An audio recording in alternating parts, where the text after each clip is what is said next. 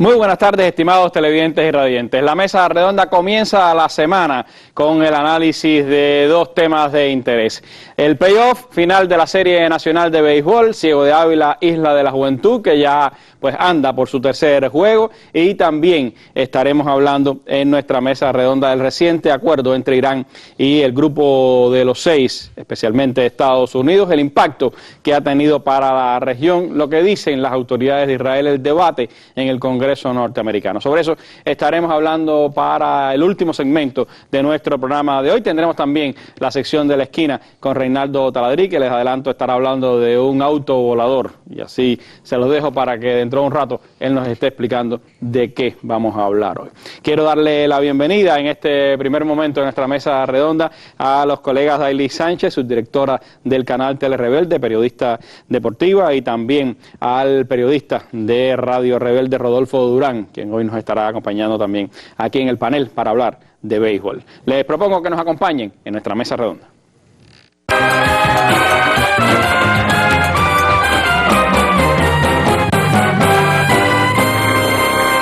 Bueno, la noticia del día se la dedicamos hoy a la Cumbre de las Américas, que está a punto de iniciarse. Panamá se está alistando para este importante evento y Estados Unidos, mientras tanto, se muestra decepcionado por el apoyo latinoamericano a Venezuela.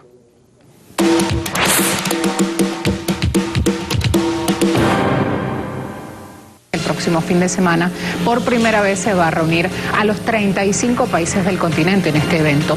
Ya se empezaron a calentar debates, también les decía, y esto es porque hay 4 foros con temas sociales, políticos y económicos que ya están en marcha.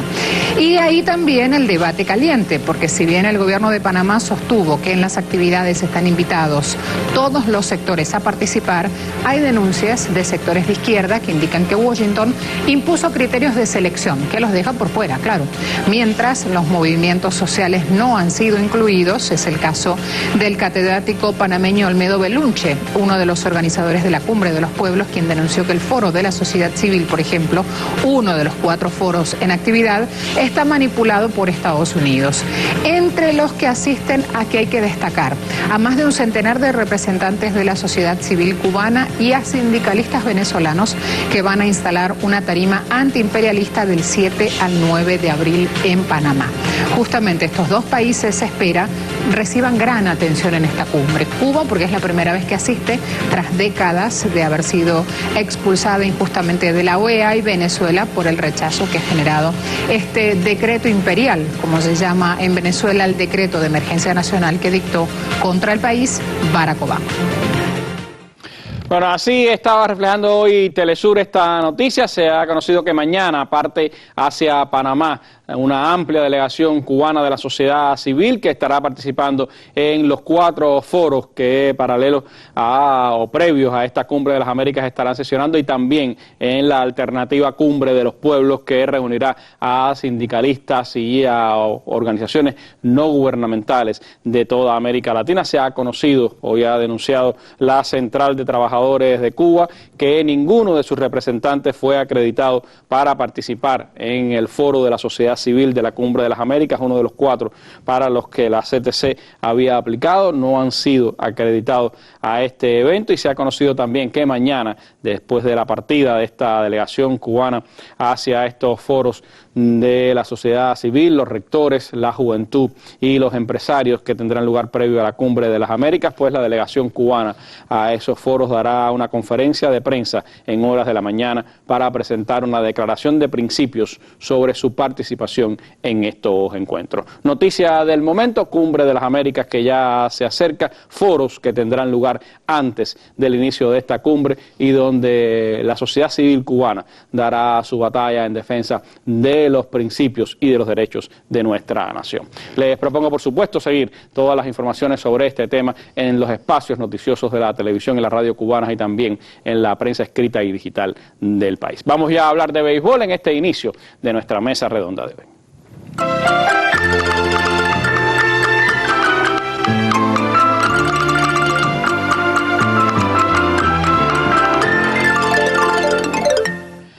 Bueno, hace poco más de una hora culminó en Isla de la Juventud el tercer encuentro del playoff final entre Ciego y la Isla. Los avileños se llevaron la victoria, esta vez 5-2, y les propongo pues comenzar hablando en este segmento de la mesa redonda precisamente de ese juego de hoy. ¿Cómo viste, Daily, el encuentro? Bastante reñido hasta el séptimo inning en que comenzó a decidirse estas acciones, pero ¿cómo lo viste tú?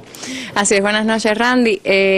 Bueno, este partido jugado en el Cristóbal Labra resultó una victoria para los avileños, una victoria bien ganada, demuestra nuevamente la calidad que tienen los lanzadores avileños, sobre todo porque la Isla, es decir, el juego se mantuvo cerrado, y la Isla que ha demostrado en las últimas subseries, bueno, pues que los juegos pegados pues casi siempre logran empatar, logran acercarse y luego remontar. En esta ocasión no sucedió así.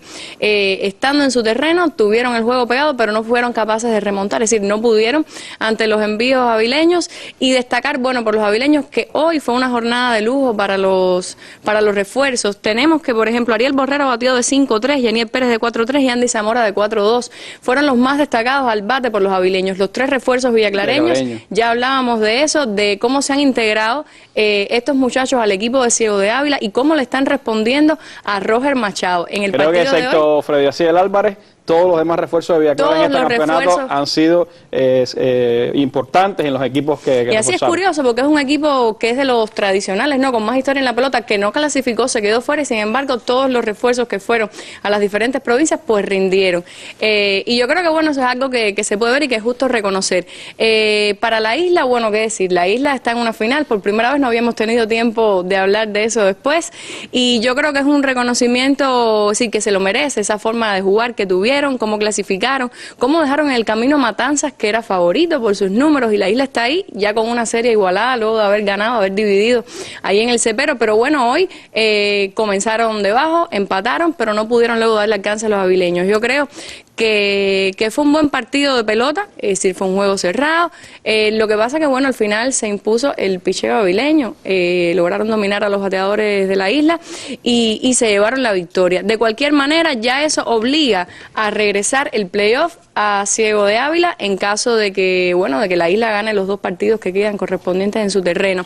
Y bueno, pone a los pineros en una situación, bueno, como que están obligados a ganar mañana, porque entonces ya de mañana ganar los avileños sí pondrían en punto de mate la serie. Para los avileños, yo creo, Durán, que fue importante el hecho de haber vencido a Yovalquis Cruz, que hasta ahora ha sido el mejor abridor que ha tenido la Isla. Y por el otro lado, como contrapartida, veo cierto cansancio quizás en Dani Aguilera. ¿Qué piensas? Sí, buenas noches ante todo, Randy, y gracias por la invitación. Es un detalle interesante, o sea, el picheo de relevo del equipo de la Isla de la Juventud es el que se ha visto con mayor claridad en este play. Que se echaba arriba el Exacto, equipo. Mira, yo estaba observando desde que ellos jugaron los últimos 3 partidos con Industriales. O sea, los 3 partidos con Industriales que ganan aquí en el Latino, después le ganan 4 juegos a Matanza y ahora ya tienen una victoria con Ciego. En esos 8 juegos, Héctor Mendoza ha ganado 2 y ha salvado 4. En 6 de los 8 partidos. Y Dani Aguilera había tenido también participación en la mayoría de estos encuentros. Yo creo que lo que sucedió hoy es algo que se podía esperar que podía ocurrir, porque indudablemente nadie es invencible. Las probabilidades siempre... Las probabilidades estaban, e inclusive en la transmisión televisiva, los compañeros Rodolfo y Modesto hacían alusión a que Dani Aguilera en cualquier momento, se veía venir que en cualquier momento podía ocurrirle esto. Lo salvó una gran atrapada de Alfredo Rodríguez, el torpedero. Eso era hit, pero Alfredo Rodríguez atrapó y evitó que fuera otro hit más. Pero realmente fue bateado, y ya en otras ocasiones había tenido sus deslices, pero había logrado sobrevivir. Yo creo que era muy difícil, no siempre se puede venir de la misma manera. Y en esta oportunidad la mayor virtud que han tenido los pineros, que ha sido su picheo de relevo, no le funcionó. A mí me parece que es una victoria que puede representar el campeonato para Ciego de Ávila. O sea, respetando, ¿no?, a los pineros. Con esto no quiero decir de que ya Ciego sea campeón, pero a mí me parece que esta es una victoria que puede representarles a ellos el título. Abrir en terreno ajeno ganando es una gran ventaja psicológica. La Isla de la Juventud. La Isla de la Juventud, ahora mismo, contando los juegos que ha celebrado en esta postemporada, tiene 33 victorias y 13 derrotas en el Cristóbal Labra. Eso es impresionante realmente, la manera en que ha jugado ese equipo ahí en el Cristóbal Labra. y ganarle a ellos ahí es muy difícil. Al obtener esta victoria, porque como quiera que sea, ellos dividen en Ciego de Ávila, ellos vienen con, en el subconsciente, en la mente de ellos estaba de que, bueno, barremos a Ciego en el Cristóbal Laura y somos campeones. Eso estaba en el interior de cada uno. Y con Matanza lo intentaron y estuvieron cerca de lograrlo. Y ahora con más razón lo iban a hacer con Ciego de Ávila. Y que Ciego de Ávila llegue y les ponga ese stock, por llamarle de alguna manera, hay que ver cómo reacciona el equipo de la isla a partir de mañana. Joalquis Cruz no le puede lanzar más hasta el sábado. En la conferencia que se dio después del juego, el manager del equipo de la isla, Rodríguez Pantoja, mencionó a Ulfrido García y a Darien Núñez. Yo, particularmente, respetando la decisión, me parece que el más indicado es el santiaguero Ulfrido García. Darien Núñez realmente, para esta altura, creo que sería jugársela, poner al tunero. Creo que Ulfrido sería el más indicado, que es un pitcher que le ganó bastante juego a ellos durante la segunda etapa del torneo. Vamos a hablar más adelante de ese juego de mañana, de lo que puede pasar y cómo ven ustedes este final de campeonato. Les propongo ver algunas imágenes de lo que ha pasado en estos días y regresamos a hablar con nuestros invitados esta tarde.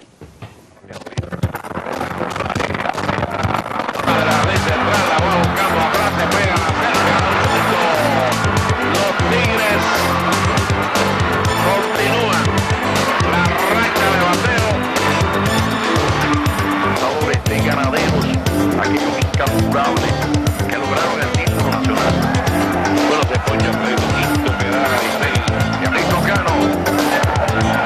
El tercero. Mira en la gran final. Frente a los Piratas. Aquí viene el tiro a home, el corredor y quieto el home. Le saca hacia el jardín central, la va corriendo. Los Piratas no se dan por vencidos. Están en la pelea. Este equipo es peligrosísimo. Le saca batazo por el izquierdo, se cae. ¿Dónde se fue Galvez? Creo que se cayó por indecisión. De lado está Héctor Mendoza. El envío le saca línea por el izquierdo. La pelota. Dice dos. Y en segundo son al hombre que venía doblando. Ahí tú ves. Entró una más. El envío saca Machucón por primero. La recibe Luis Felipe. Va a pisa y saca el lado.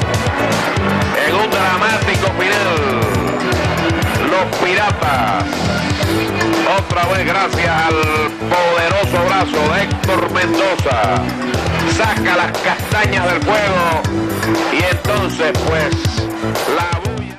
Bueno, algunas imágenes de lo que ha ocurrido en estos días de campeonato y que sin duda ha sido una serie, yo creo que atractiva.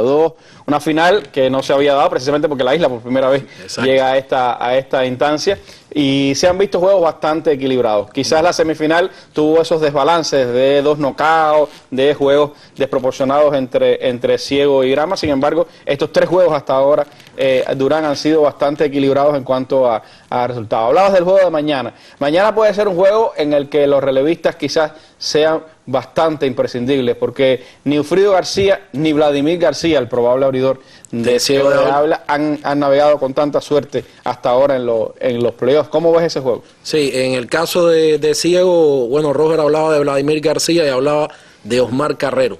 Este es un pitcher que cuando Ciego fue campeón en el 2012, que le ganó a Industriales, que por poco barra a Industriales, ese fue un pitcher importantísimo en la victoria de Ciego de Ávila. Por supuesto han pasado 3 años, pero es un lanzador que trabaja muy bien en playoff.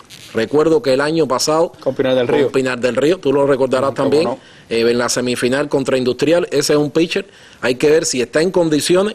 Yo me iría por Osmar Carrero mañana, si está en buenas condiciones, porque es un lanzador que se crece en juegos de playoff, Osmar Carrero. Vladimir, lógicamente, es la figura, ¿no?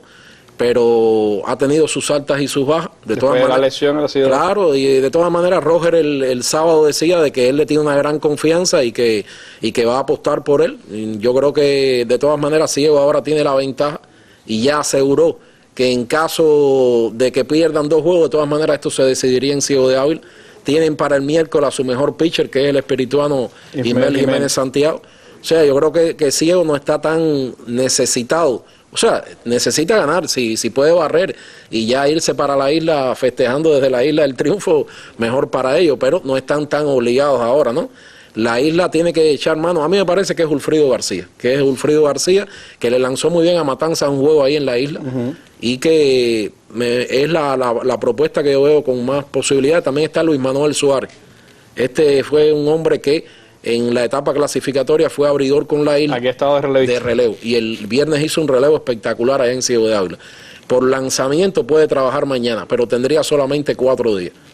Hay que ver, está entre esos dos lanzadores. Alguien me decía, bueno, barre Ciego de Ávila la Isla en el Cristóbal Laura. Pudiera ocurrir, pero no resulta fácil. No creo que sea tan fácil que lo logre, ¿no? La lógica indica que debe regresar a Ciego de Ávila, pero el juego de mañana puede representar mucho, porque si Ciego logra adivinar el juego de mañana, entonces pudiera haber un golpe psicológico muy fuerte. No, pudiera haber ¿Cómo tú lo ves, Daile, ese juego de mañana?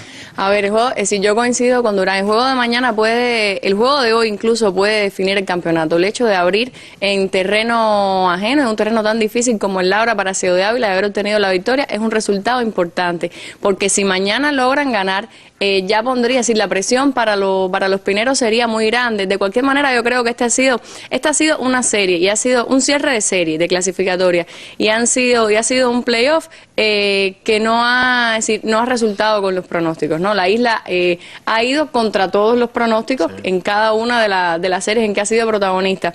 Así que no se puede perder eso de vista. Claro. Lo que de cualquier manera, es decir, si uno va a los resultados del papel, Ciego de Ávila en la semifinal fue el mejor equipo que se desempeñó. Prácticamente dominó todos los departamentos colectivos, lo mismo los lanzadores, el de la defensiva y también el de bateo. Es decir, está en muy buena forma. Es un equipo que tuvo una segunda etapa muy buena. Ganó el playoff con cierta comodidad sobre grama. Es decir, no tuvo que jugar tanto ni desgastarse tanto en extra inning como la Isla de la Juventud. Y es lógico que si ya ese picheo relevista de la Isla, es decir, no siempre puede ser hermético, no siempre puede salir a ganar. Y en el juego de hoy se demostró, se fue en las últimas entradas, se le fue porque, bueno, es muy difícil, además, una ofensiva como la avileña que está ajustada y apoyada sobre todo por el buen desempeño de los refuerzos de Villa Clara. Los avileños también tienen la ventaja de que en los últimos 5 campeonatos, en 3 de ellos han sido protagonistas de la final. Exacto. En uno lo perdieron frente a Minas del Río, ganaron el segundo y ahora están en una tercera división de una final. Hablamos de aquello de saber jugar una final. La Isla, Ciego de Ávila ya sabe lo que es ser campeón. La Isla está en su primera final con la presión que todo eso implica. Pero yo creo que ya no es tanta la presión para los pineros, porque de la forma que han llegado hasta aquí, impresionando a todo el mundo con las victorias, cuando ninguno de nosotros lo dábamos como favorito para imponerse ante Industriales, para imponerse ante Matanza. Yo creo que eso sí les otorga a ellos, es decir, confianza en sí mismos. Ellos están convencidos de que pueden hacerlo. Ahora, si el juego de pelota es así, sin lugar a dudas, en el papel, Ciego de Ávila es un equipo mucho más completo, pero eso hemos dicho siempre, y al final la Isla ha logrado hacer su juego y se ha llevado la victoria. Yo no descarto, no creo que vayan a barrer a la Isla de Cristóbal Laura. Claro, si mañana gana Ciego de Ávila, ya la situación es muy, muy difícil para el campeonato y psicológicamente los desarma. Exactamente. Sería muy complicado, pero de todas formas, yo no creo que sean los Piratas los que vayan a caer 3 veces consecutivas ahora en su terreno. Yo apuesto a que sí van a llevarse por lo menos una victoria, importantísimo para el resultado final, para el balance final que sea la de mañana, porque no es igual que mañana gane Ciego y que ellos ganen el quinto desafío, porque igual van debajo hacia el terreno de los avileños. Yo creo que es importante ganar mañana. Para ellos psicológicamente es muy importante ese juego igualar la serie mañana y ya después entonces veremos qué es lo que sucede en el quinto juego. De todas formas, mañana sería muy fácil preguntarle, hoy, ¿qué piensan ustedes? ¿Cuál es el favorito para ganar esta serie final? Esta serie con la Isla me ha demostrado que dar favoritos es muy complicado, porque en realidad nunca están en los pronósticos y al final ganan. Entonces, si uno seguía por el papel, bueno, sí, Ciego de Ávila. Y hoy está en mejores condiciones porque tiene la serie delante, que no pasó con Matanzas. Es decir, Ciego de Ávila, la Isla ahora está debajo en la serie. Con Matanzas abrió, es decir, tuvo que venir de abajo, igualó, pero después estuvo arriba todo el tiempo. Y ahora tienen que venir a igualar, pero están en su terreno y tienen la posibilidad de hacerlo, van a tener el público, esa mística que tiene el Laura, donde ellos son prácticamente invencibles y creo que pueden aprovechar eso y por lo menos igualar mañana la serie. Yo en esta serie no doy favoritos, yo preferiría esperar y dejarme impresionar por ver qué es lo que puede suceder, porque aunque la lógica indique que debe ser Ciego de Ávila por el resultado de la serie, los Piratas han demostrado que cuando ellos están jugando de la forma que están jugando, pues con ellos también hay que contar. Bueno, David estaba más conservadora esta vez, Durán, sí. Estaba más conservadora después de lo que pasó con Matanzas. Yo de todas formas creo que la Isla ha sido el equipo heroico de esta serie. Haga lo que haga, ya ha hecho historia. Le ha dado el toque pero me parece que Ciego tiene en este momento mejor equipo que hay un detalle que me me parece, Daily decía lo de la isla, que ya realmente no debe tener mucha presión, ganar 3 juegos en el latinoamericano. Y como estuvo el latino aquellas 2 primeras noches, lo que hizo la isla es heroico ahí en el Coloso del Cerro, eso no lo ha hecho todo el mundo. Y después ganar en Matanza, ganaron 2 de 3 juegos en Matanza. Que ganar en Matanza es como ganar en la isla. Ganar la Matanza en Matanza es bien difícil. Ahora, yo creo que hoy quizás sí se afloraron en el equipo de la Isla de la Juventud algunas situaciones que tienen que ver con, digamos, el impulso ese de estar en una final. Y está en los 2 hombres que le capturan en primera base. Esas fueron 2 jugadas clave. Esas son jugadas que a estas alturas, no, si usted las hace, le cuestan. Y me parece que por ahí se le escapó el juego, independientemente de que hayan llegado empatados al 8º inning. Y esas cosas tienen que mejorarlas. Si ellos quieren ganar la Ciego de Ávila, no pueden cometer esos errores, porque eso al final les puede costar el poder llevarse la victoria. A mí me parece, yo como decía al principio, bueno, hay que dar pronóstico. Dicen que hay que arriesgarse. Hay que arriesgarse, si en definitiva los meteorólogos lo dan y lo damos los comentaristas. A mí me parece que el juego de hoy, particularmente, y que los pineros no se pongan bravos. Yo estuve en la isla, cuando la serie con la Isla Matanza, estuve los 3 días allá, estuvimos transmitiendo esa serie para nuestra emisora, pero a mí me parece que el juego de hoy decidió el campeonato.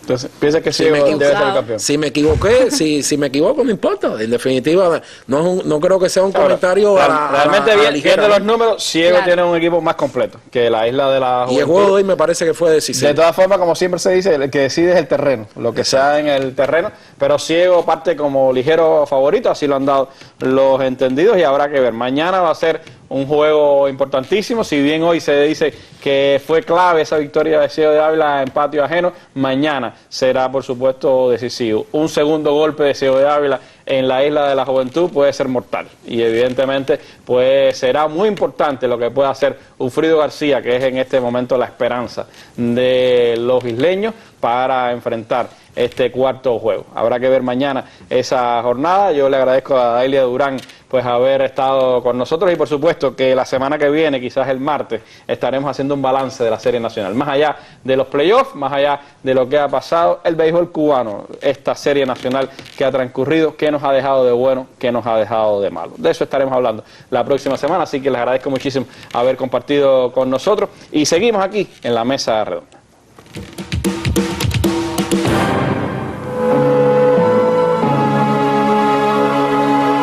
Este martes, en la Mesa Redonda, de Montecristi a Playitas, la guerra necesaria. El ideario independentista expresado en el manifiesto de Montecristi, el extraordinario papel organizativo de José Martí y los desembarcos de Duaba y Playitas serán analizados este martes en la Mesa Redonda, a 120 años de esos hechos, por prestigiosos miembros de la Academia Cubana de Historia, encabezado por su presidente, el doctor Eduardo Torres Cuevas. Cubavisión Internacional y Radio Habana, Cuba, transmitirán este programa a las 7 pasado meridiano, y el canal educativo lo retransmitirá al final de su emisión del día.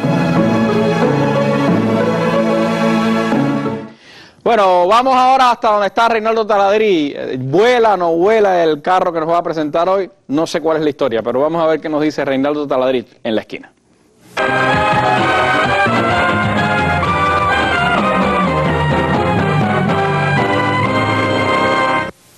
Muchas gracias y bienvenidos a La Esquina. Hoy quiero comenzar compartiendo con ustedes primero una noticia, la información, y después quiero analizarla con un invitado que voy a tener. Así que les propongo que entremos directo en la noticia. ¿De qué se trata? Escuchen bien, el primer auto de aire, solamente de aire. Vamos a empezar a ver sus características y fotos en la pantalla.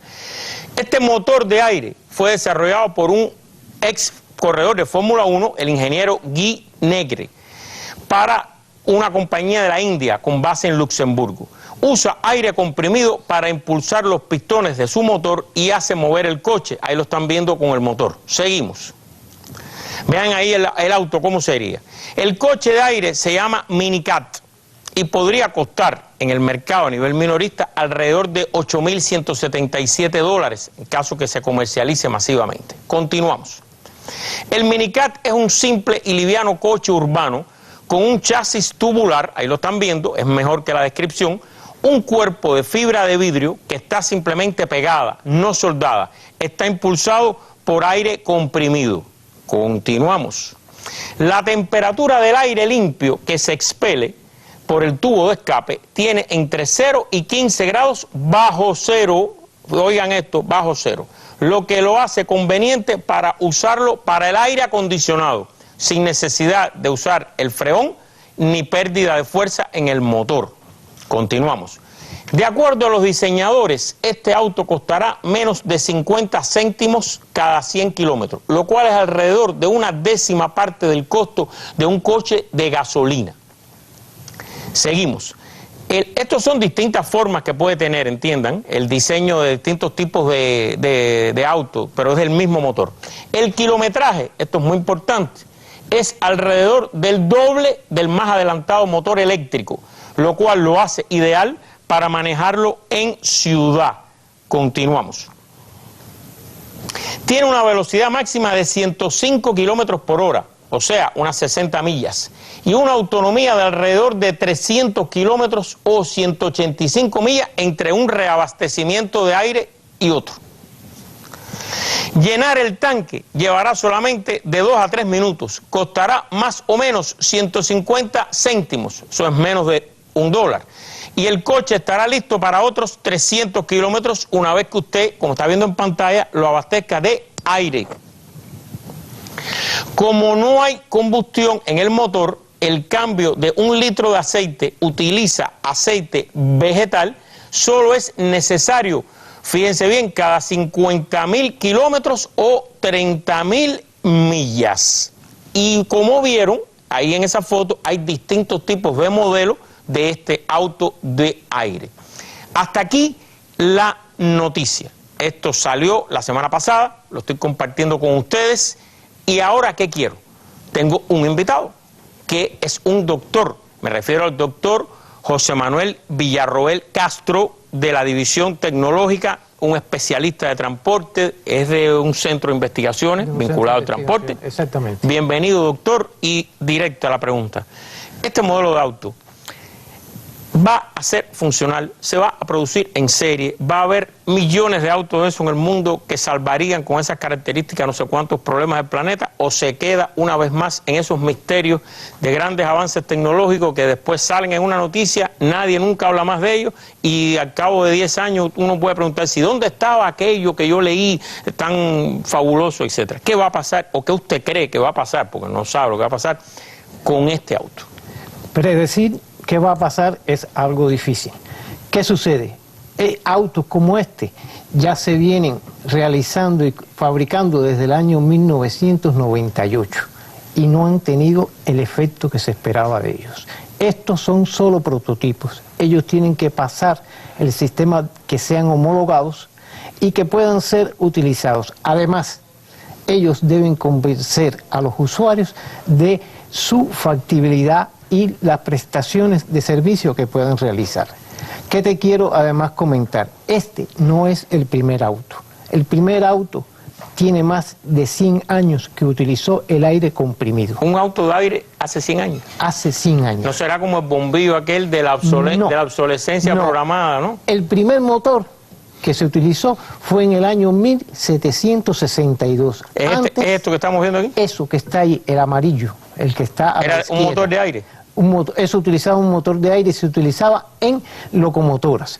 Esas locomotoras se utilizaron también en minas para la extracción de minerales y también se utilizaron en varias ciudades de Europa para el tránsito en ciudades. ¿Por qué no se ¿Qué resultó? Que después aparecieron los motores tradicionales que hoy conocemos, los de gasolina y diésel, y rápidamente los desplazaron. ¿Por qué? Porque son más eficientes que los motores de aire que existían en ese momento. En esa época. Exacto. Ahora, ¿qué es lo que sucede? Que este motor de aire aún no es muy eficiente. ¿Por qué? Porque tiene muchas pérdidas. Tiene pérdidas de transmisiones mecánicas, es menos eficiente que un motor eléctrico y todavía él, como dije anteriormente, tiene que demostrar lo que se dice que se quiere obtener de él. Ahora, yo le voy a comentar algo que yo leí donde encontré esto. La mayoría de los comentarios de usuarios que entran en ese sitio donde leí esto, lo que decían era: apuesto, más o menos sí, apuesto lo que sean, que las grandes compañías energéticas no van a dejar que esto funcione. Vamos a ver si las grandes automotrices y las compañías energéticas del mundo, las grandes corporaciones, dejan que esto se convierta en realidad. ¿Usted cree, cuando usted dijo que tiene que pasar por la prueba, usted cree que esto es un factor o esto es parte de las famosas teorías de la conspiración, que ven aquí una conspiración corporativa que a lo mejor no existe? ¿Qué usted cree? Mire, todas las firmas que hoy fabrican motores y vehículos de combustibles tradicionales, nos referimos a los de gasolina y diésel, todas están trabajando en los que son el empleo de los nuevos combustibles, o sea, los combustibles alternativos o tecnología o nuevas tecnologías, absolutamente todas. No obstante, la introducción de estas nuevas tecnologías en el mercado se ha hecho muy difícil. Hoy, el 97% del combustible que se utiliza es el combustible tradicional, o sea, de origen fósil. A ver, ahí estamos viendo consumo global anual de energía en el transporte. Solamente, por ejemplo, el 1%. Petróleo, no, mire, no se complique la vida, petróleo 94, ¿no? Este gráfico lo hizo usted. Sí, 94. 94. Y gas natural comprimido, o sea, ya lo que es gas, 3,2. 3,2. Electricidad 1. Electricidad 1 y otros. Ya, insignificante. Petróleo 94,1. Y en estos tipos de autos que utilizan otro tipo de energía se vienen trabajando desde hace varios años. A partir de la crisis del año 1970, esto se comenzó a introducir en el mercado. Ahora, doctor, ¿y las grandes corporaciones energéticas, las que extraen el petróleo y lo venden, lo comercializan, están de acuerdo, participan o pueden bloquear esto? ¿Qué usted cree? Todas participan en la introducción de los nuevos sistemas. ¿De un motor de aire? Pueden participar y de hecho, si da resultado este motor, ellas van a lograr y van a intensificar participar en su producción. ¿Por qué? Porque todos están previendo que en un momento determinado los combustibles fósiles se van a acabar. Se van a acabar. Y, o sea, están previendo eso. Y en ese caso construirían las estaciones de servicio, el almacenamiento del aire, todo esto para el proceso. ¿Es así? Sí. Pero primero tienen que demostrar que ellos son... Todavía esto no es funcional. Esto no es funcional, estos son solo prototipos. Y no se va a vender. Que ni siquiera están homologados. Y lo primero que tiene que tener un auto para ser vendido en el comercio es que esté homologado. Que tiene que pasar un grupo de pruebas, las cuales que no las ha cumplido. No las ha cumplido. Ahora bien, esto usted sabe que es tiránico el tiempo aquí, pero yo quiero hacerle esta pregunta. Usted es un doctor, yo lo conocí a usted precisamente en una cooperativa de transporte. Oí hablar de usted la primera vez, CRV, la que está ahí en Boyero, cerca de la ciudad deportiva. Y usted es un experto, ha estudiado este tema. ¿Qué va a pasar con el transporte en el mundo? Cuba y el mundo, porque Cuba está en este planeta, no está excluido. ¿Un auto para cada habitante? ¿5.000 millones de autos? ¿O qué va a pasar? Hoy, como promedio, en el mundo existen 1.100 millones de autos. Esto significa que hay un auto cada 6,5 habitantes. Hay países que tienen más, hay países que tienen menos. Por ejemplo, Estados Unidos tiene 1,3 autos por habitante. Hay otros que tienen 50, otros 100, otros 200 y mucho más. ¿Qué resulta? Que estos autos hoy están presentando un problema. ¿Cuál es el problema que ellos tienen? Que utilizan combustibles tradicionales. Y estos combustibles tradicionales generan grandes emisiones en las ciudades. Y hay muchos países que hoy están poniendo limitaciones para que ellos, o sea, sobre todo los autos particulares, circulen en el interior de lo que es la zona. Pero usted no ve posibilidad de que esto se frene. Va a seguir aumentando la cantidad de autos en el planeta. Seguirán aumentando. O sea, no hay posibilidad que el transporte público a nivel de planeta resuelva los grandes problemas de transporte. Esto se está limitando en las grandes ciudades, prohibiendo o limitando la circulación de los vehículos particulares. En el centro de la ciudad. En el centro de la ciudad. En Londres ya está. Ya funciona así. Para ello lo que se hacen es que se le intensifica el uso del metro, del tranvía ligero, de autobuses rápidos. Pero eso no va a limitar la cantidad de autos y el consumo. No. No. O sea que el transporte público... Aparte, en estos últimos años, o sea, hasta el año anterior, que Mire, ya nos están dando la seña hace rato que se acabó el tiempo. Estoy exponiéndome a una medida violatoria del tiempo aquí, pero termine la idea, que es más importante para el planeta. Hasta el año pasado hubo un incremento del costo del barril del petróleo y aparejado a eso aumentó el precio de los combustibles derivados del petróleo que se utilizan en los vehículos automotores. Y eso no impidió que siguieran creciendo los autos que consumían este tipo de combustible. ¿Qué se acaba primero entonces, el petróleo? Es posible. Es posible. Bueno, lo dejamos para otra esquina. Se nos acabó el tiempo. Muchísimas gracias, doctor. Y ustedes, amigos televidentes, ya vieron una noticia. Vean cómo hay que ir más allá de la noticia, como dice el eslogan aquí. Hay que profundizar. No se puede ir uno con lo primero que lea en un mundo saturado de medios de todo tipo, digitales, escritos, radiales, televisivos, que necesitan ser llenados todos los días, y hay que profundizar un poquito. Para eso están nuestros invitados, nuestros especialistas y, entre otras cosas, La Esquina. Termino y regreso a la mesa.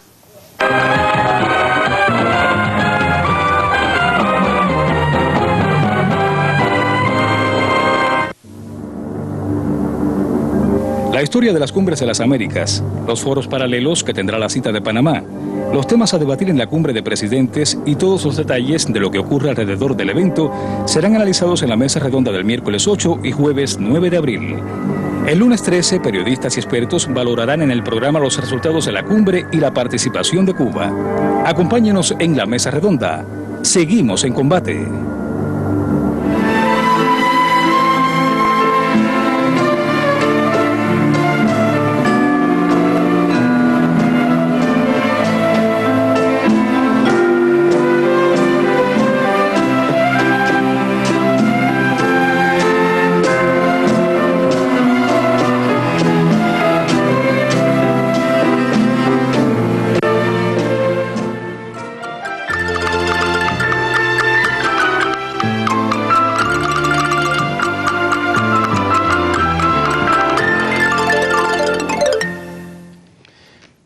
Bueno, y la noticia internacional del momento es el acuerdo logrado por el llamado G6 con Irán, el llamado pacto nuclear que ha tenido pues amplia repercusión en los últimos días y que inicia esta semana internacional también con muy amplia repercusión a partir de los pronunciamientos ayer del presidente Barack Obama al diario The New York Times y también pues la alaraca que desde Israel ha armado el primer ministro Benjamín Netanyahu sobre este acuerdo entre Irán y el grupo de los 6, especialmente Estados Unidos. Pero antes de entrar en análisis con la doctora Marielena Álvarez, quien me está acompañando de vuelta acá en la mesa redonda, les propongo ver una geográfica de Irán para ubicarnos en el país del que estaremos hablando esta tarde.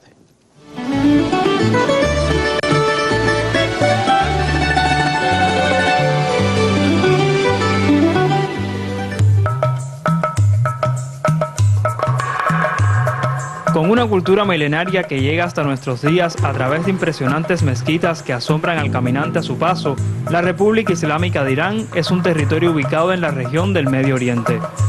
Este país posee la 18ª extensión territorial del planeta y alberga a casi 80 millones de personas, con una variedad étnica reflejada en persas, kurdos, turcos, árabes, entre otros pueblos.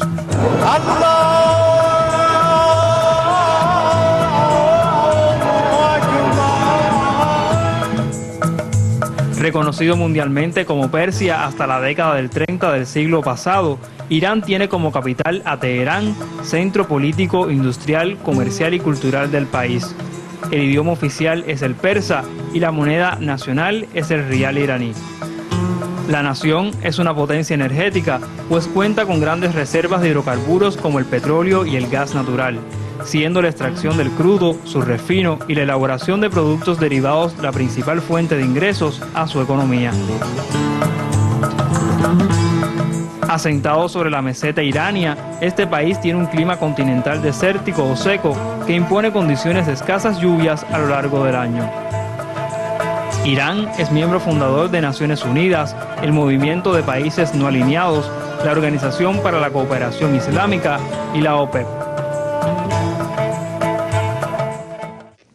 Bueno, Irán, centro de la atención internacional en los últimos meses y, por supuesto, también en los últimos días a partir de este acuerdo logrado con el llamado Grupo G6. ¿Qué valor le concede usted, profesora, a este acuerdo que se ha logrado, que el presidente Barack Obama ayer en una declaración, en una entrevista que daba con el New York Times, decía que era el mejor acuerdo posible que se podía en este momento con Irán? ¿Cómo usted ve el acuerdo y el impacto que ese acuerdo puede tener para la región?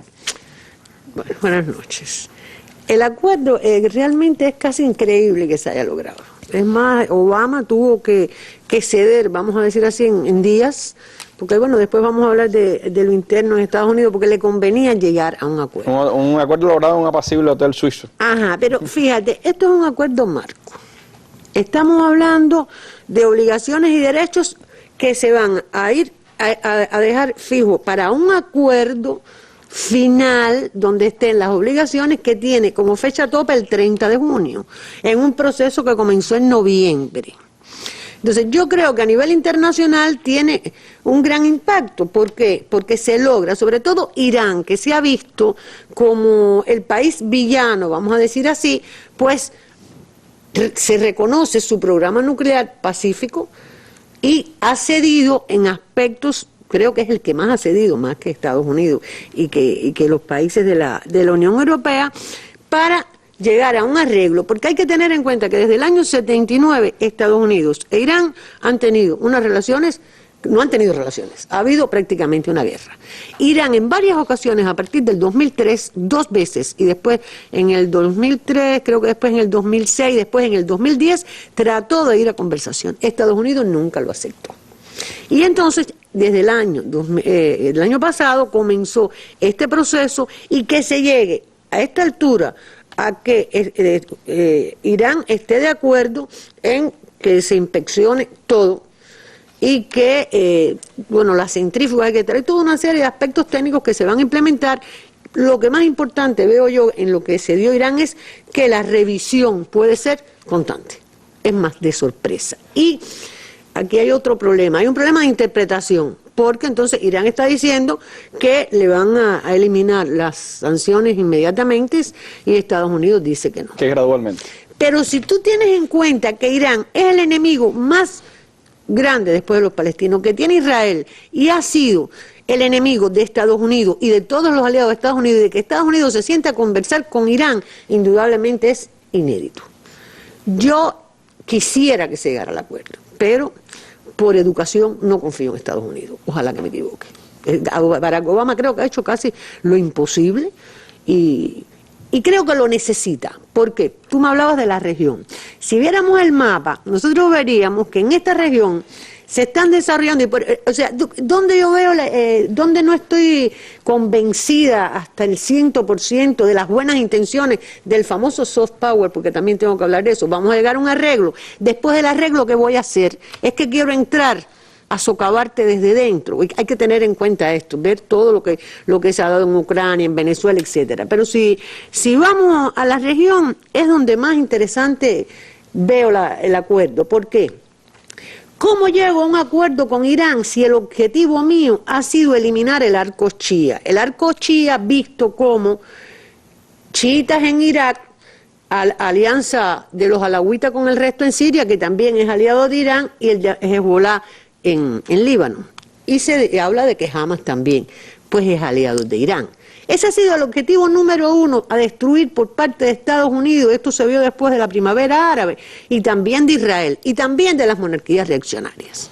Sin embargo, al establecer las negociaciones con Irán, pues entonces estamos diciendo que no quiero romper el arco chía, porque además estas conversaciones se están desarrollando en una ofensiva en Irak contra el Estado Islámico, en una ofensiva en Siria, en una guerra en Yemen y otra en Libia. ¿Tiene que ver, usted cree, profesora, este intento de negociación, este sentarse a conversar con el hecho de que Irán es en este momento la fuerza que estabiliza un poco Irak y que realmente en el terreno, no en los bombardeos, es quien está enfrentando al Estado Islámico? Ese es uno de los criterios que hay. O sea, hasta qué punto realmente quien ha logrado hacerle frente al Estado Islámico es la ayuda de Irán a Irak. Porque fíjate, después de la guerra del 2003, que se derrocó a Saddam Hussein, realmente se ha favorecido Irán. Irán está pagando un costo muy alto y por eso también se sienta, porque Irán tiene unas sanciones terribles desde el punto de vista económico. El tema petrolero, sobre todo, que es muy importante. Porque además ese Estado Islámico puede llegar a una guerra contra Irán también. Entonces se plantea, y ahí es entonces donde empieza la contradicción, que Estados Unidos en la práctica tiene una alianza con Irán para combatir el Estado Islámico. Y un poco demuestra que Estados Unidos no puede, porque Obama no puede con la situación que tiene en Afganistán, con la situación que tiene en Siria, con la situación que tiene en Irak. ¿Qué frente de guerra va a abrir? No puede abrir otro. Y entonces esto hasta cierto punto considero que sí que puede influir en insertarse con Irán, por lo menos de momento. Claro, trae otros problemas al interior. Algunos dicen que Obama está tratando de crear una cuña tremenda entre los chiitas y los sunitas. Yo hablo de chiitas y sunitas, pero esto es político, no solo es religioso, para entonces aumentar la división. Porque ten en cuenta que todos sus aliados del Consejo de Cooperación del Golfo, los cuales va a recibir próximamente, ya salió la noticia, están en contra de esto. Porque son, sobre todo Arabia Saudita, es enemigo de Irán, pero Israel tampoco está de acuerdo. Entonces, ¿hasta qué punto en estas contradicciones, en esta balcanización, este reordenamiento que hay en Medio Oriente después del 2011, esta alianza, yo creo que sí, que ayuda precisamente a ese famoso arco Shia, que son esos países, a una cierta estabilidad, con la ayuda de Irán, porque Estados Unidos en la práctica no puede entrar a combatir el ejército islámico. El ejército islámico no es que no haya tenido que ver con su formación y su desarrollo en Siria y en Irak, pero es que en este momento no puede, no tiene fuerza suficiente, diría yo, o sea, le ha salido mal en este caso. E Irán ha tenido un papel importante. Esto le está creando a Estados Unidos muchos problemas en el área, no solo con Israel, sino, te decía, con las monarquías. Entonces, ¿hasta qué punto el acuerdo ayuda a la estabilidad del área y a controlar la situación? Creo que en un 50%, pero en el otro 50% crea una situación de contradicciones entre las potencias. Porque Estados Unidos está reconociendo que Irán es una potencia regional. Arabia Saudita no está de acuerdo, Israel no está de acuerdo, y Turquía tampoco está de acuerdo. Por cierto, hay visita ahora en este minuto de Recep Tayyip Erdogan, el presidente turco, a Irán. Es una importante noticia que está circulando en este mismo minuto. Pero hablabas de Israel, yo te propongo hacer una breve pausa para hablar entonces de la reacción de Netanyahu y hablar de qué piensan los republicanos del Congreso de Estados Unidos. Okay. El más amplio análisis de los acontecimientos que marcan al mundo, con reconocidos periodistas y especialistas de temas globales y regionales. Los temas internacionales en la mesa redonda. Nuestras armas son las ideas.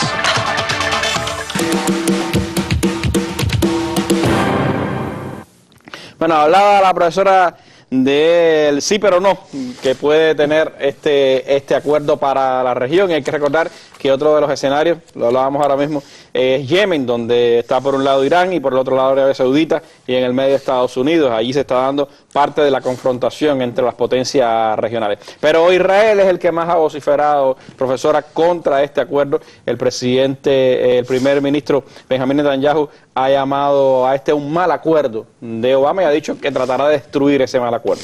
¿Qué se plantea Netanyahu? ¿Qué puede significar su ofensiva contra este acuerdo de Obama para el Congreso de los Estados Unidos? Habida cuenta de que ya Netanyahu se fue por encima de Obama y fue incluso a hablarle al Congreso de Estados Unidos hace unas semanas.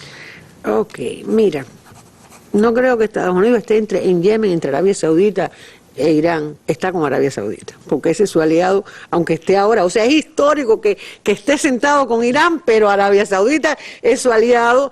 Bueno, sustituyó prácticamente a Irán en el año 79.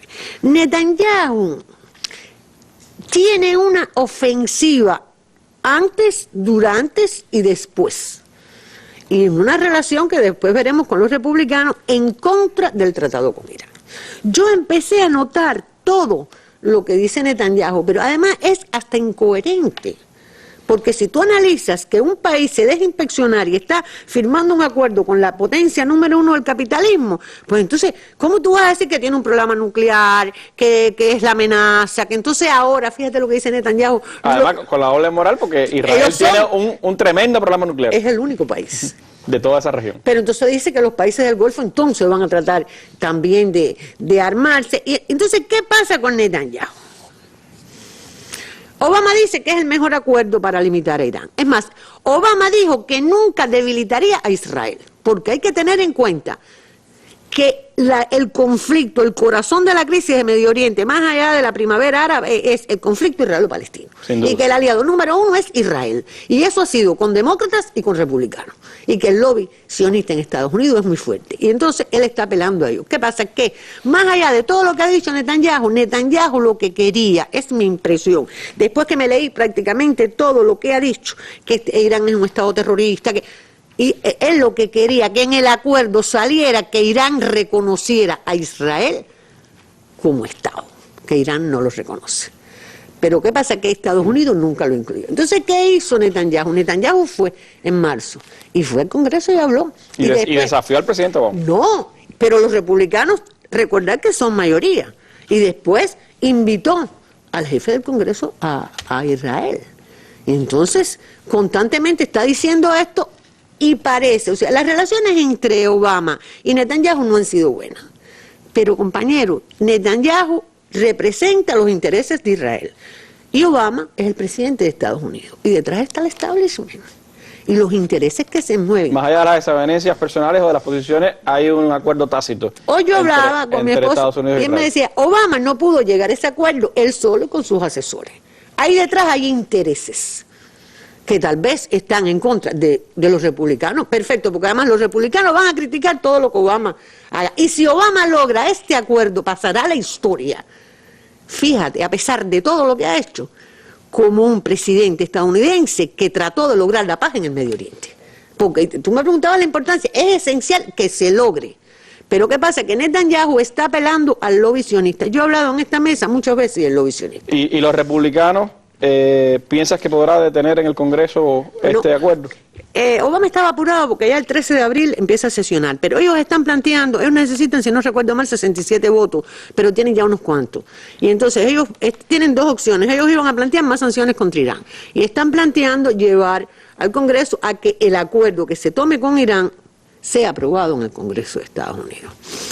Hasta ahora, Obama ha resuelto ese problema. Yo creo que, y con vamos a decir, las concesiones que hizo Irán, también lo ha ido. Pero creo, y leía hoy algo muy interesante, que el apoyo de la población estadounidense va a ser básico en esto. Porque los demócratas, hay 1% de demócratas, decían que casi la mitad también apoyaba, no apoya el acuerdo, pero en las encuestas que se están haciendo, casi el 70% de la población, tanto demócrata como republicano, están por el acuerdo de paz.